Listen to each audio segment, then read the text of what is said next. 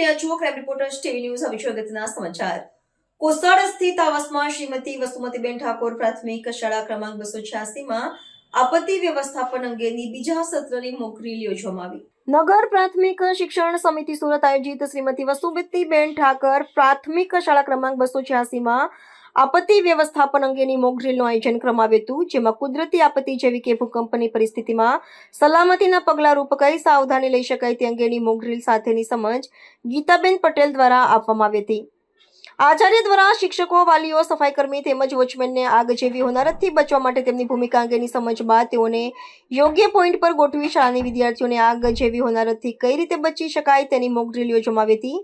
કેટલા સમયમાં તમામ વિદ્યાર્થીઓ શાળા બહાર સલામત જગ્યાએ સ્થાન લઈ શકે તેની સમય નોંધણી કરવામાં આવી હતી.